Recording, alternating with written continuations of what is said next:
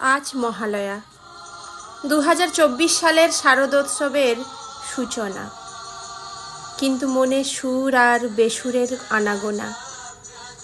গত প্রায় 2 মাস ধরে যে দাবি, যে জনজাগরণের সোচ্চার চলছে, তারই প্রতিচ্ছবি এই লেখনী। কবিতাটি লিখেছেন আমার প্রিয় দিদি তথা শিক্ষিকা পলি সরকার ভট্টাচার্য।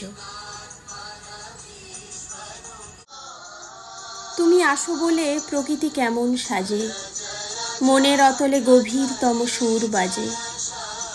তুমি আসো তাই কিছু হয় পরিবর্তন, সাময়িক কিছু ব্যথা ভুলে থাকে মন। সমস্যা, দুশ্চিন্তা, বেদনা কম বেশি থাকে সব, তবু তোমাকে ঘিরে আবর্তিত উৎসব।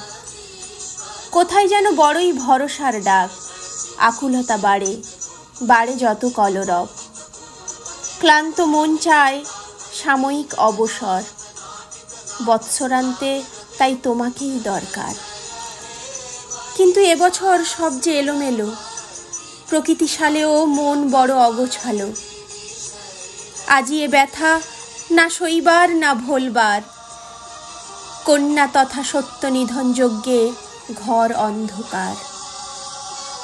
এবছর তাই উৎসব পরিত্যাজ্য, বিষাদ শরতে আরাধনাটুকু হোক শুধু মহার্ঘ।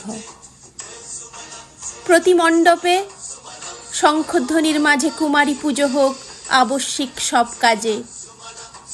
কন্যা আরাধনা, মাতৃ আরাধনা, যদি পুতুল খেলাও হয়, খেলতে খেলতে মনের বিকাশ সুস্থ হবে নিশ্চয়। ধন্যবাদ।